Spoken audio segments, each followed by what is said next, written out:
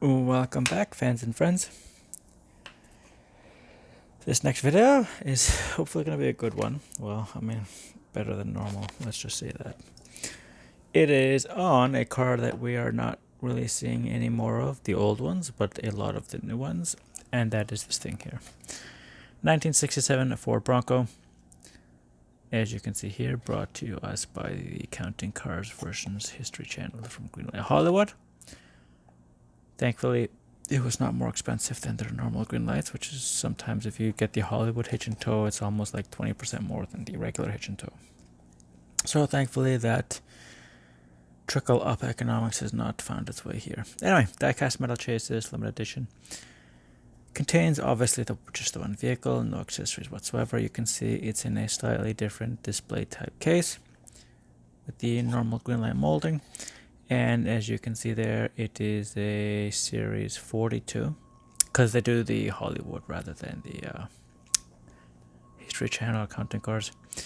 I've done a few of these ones, I believe, mostly older vehicles as usual. Anyway, once again, like I said, they've added this adult collectible to the whole thing to keep people from opening them.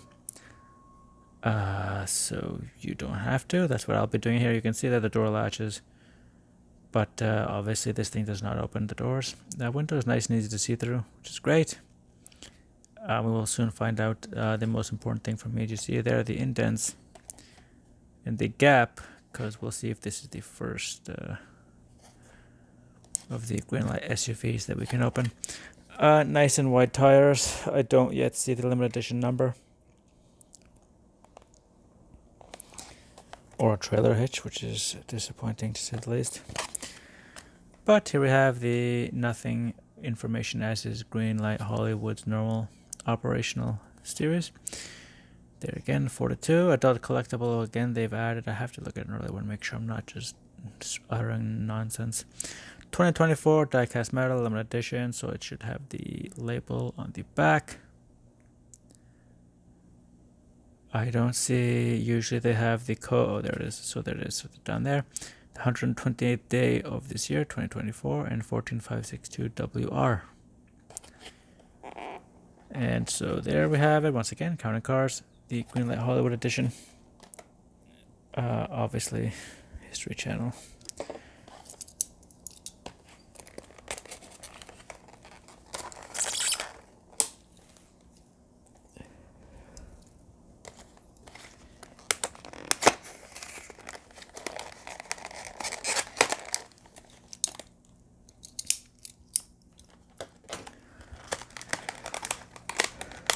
There we have it. So just gonna, and once again, the insert keeps it from being damaged if you are taking it out. Like a nice and short, stubby car. It looks a lot like the Harvester Scout I covered a while ago. So just a little bit of unusual relations there.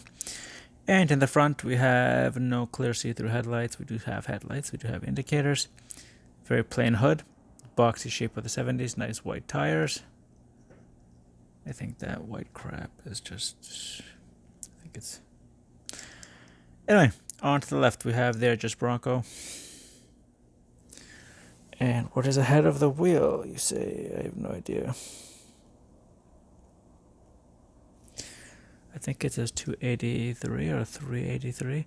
I'd have to look up the engine. Yell at me in the comments though if you think it's something else. I believe it is the engine. 269.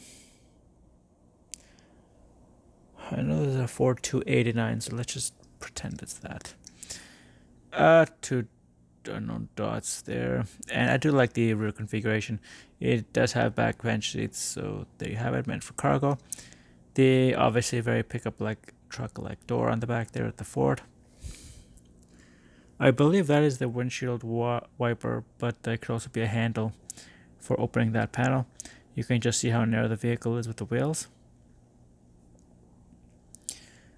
Rear indicators, the white on the bottom, mostly evenly done. They appear to be non-reflective. And then on to the right side, we have once again Bronco. Take a look at this side.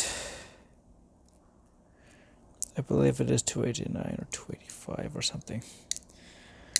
So good and bad news. I'll bring it up when I show everybody the car. But On to the bottom, you can just see that this is actually a relatively old casting, 2013. Made in China, we all know that. 128 to 24, exactly what's on the packaging. 1967 Ford Bronco. So everything on the package is on the car, because that will soon go into the recycling. And you can just see the wheels are kind of not done properly here. They are not level with each other. Parallel, sorry. They are not parallel with each other, that's the word. And they don't want to spin, so that, which means this car will not roll very well. Yeah, look at that. No matter how hard I hit it, doesn't want to roll. Anyway, the good news is the hood opens. Bad news is, that's it. You can just see there, in the middle. My camera is fighting me. There's a plastic tab, or metal, actually to die cast, so it's a metal tab, and it will not flex whatsoever. So unfortunately, we're going to have to do the world's most angular look. And there you have it, the engine. Unfortunately, I can't open it any wider than that. Might have been much better. Unfortunately, it does not open much, like I said, wider than that. So, as disappointing it is, there we have it. We at least got the opening engine. Unfortunately, you see there, the springing action of the hood does not allow us to push it open any further. And there's actually no attachment there and or recess for a trailer hitch. So this vehicle, unlike the Harvester Scout, you cannot attach a trailer hitch to. So there you have it, transfer case in the middle, differential, and the drive shaft for the rear axle there. I believe this is 4-wheel drive, so and it might be that Suburban thing where it splits. You can do 2 and 4-wheel. Primarily, these things would be. It was really weird nowadays. It's mostly front wheel, and then now, back then, it used to be mostly rear wheel. But here we have it, the Ford Bronco from 1976. Unfortunately, the engine is not. It looks really nice. It does not appear to be evenly painted, but to get around that, just to let you know, if you're unfortunately, you would not be able to display in this kind of condition. It just does this. Even the plastic tabs, which, by the way, I custom made it for that Ford I did the other day. Sorry, not this one. The other one. As you can see there, I put one in there to keep it open, because it does not want to stay open by itself. Anyway, this is not for that. This is for the Ford Bronco. I apologize, fans and friends. Easy to get distracted. Usually the car is really nice though, first before I get distracted. And so there I have it. Does not roll well because the wheels are not properly set in where they're supposed to be. But everything else appears to be okay. Major issue is just this. You can just see the wants to separate right there if I move it anymore. But other than that, you can clearly see through the windows. Nice, and I think this is one of the cleanest ones I've ever had. Driver side and passenger side are both. This does not separate, so just in case you're thinking it does, you've broken it. Anyway, thanks for watching.